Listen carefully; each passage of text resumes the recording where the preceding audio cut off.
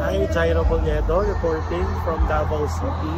Mga oras na ito, past 9 p.m. na, ay halos patapos na yung programa sa Davao City ng mga taga-suporta ni dating Pangulong Rodrigo Duterte para sa 80th birthday niya na ginanap ngayong araw na March 28 at 1 p.m. ay sinimulang isara na yung kalsada ng CM Recto at Rojas Avenue dito sa Davao City. Iyan po ang Rojas Avenue. Dito din po yung night market sa gabi. Siyempre ngayon wala mo ng night market dahil nga may programa para dito sa dating Pangulo.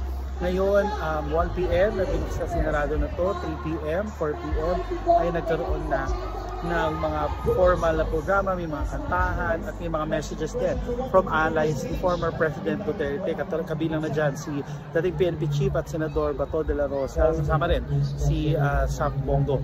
Ngayon, nagsalita yung mga family ni former President Duterte, yung dalawang apo niya, si Omar na tumatakbo sa pagka-congressman ng 2nd District ng Davao City at si Vico na tumatakbo naman sa pagka-councilor. Pero ito, sa mga halos past 9:20-ish p.m. dito sa Davao City, at tapos nang magsalita ni Mayor Baste Duterte, the only Duterte children na present dito sa Davao City. Pulong, Paolo Duterte was not present. Kitty and Sara Duterte were away in The Hague, Netherlands, kung saan nakakulong itong ama nila. Bukod doon, nagkaroon din ng proclamation for rally park. Tinaas yung kamay ng mga taga-support at mga kumakandidato pala sa ilalim ng ticket ng hukbong sa taong lungsod ang local party ng mga Dutertes at syempre mga tumatakbo sa pagka-senador.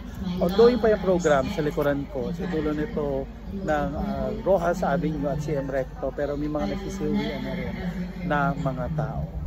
Maraming salamat po sa pagtutok ng special coverage para sa kick-off ng local elections at dito sa local prayer rallies para kay dating Pangulong Rodrigo Duterte na nakakulong ngayon sa Hague dahil sa crimes against humanity.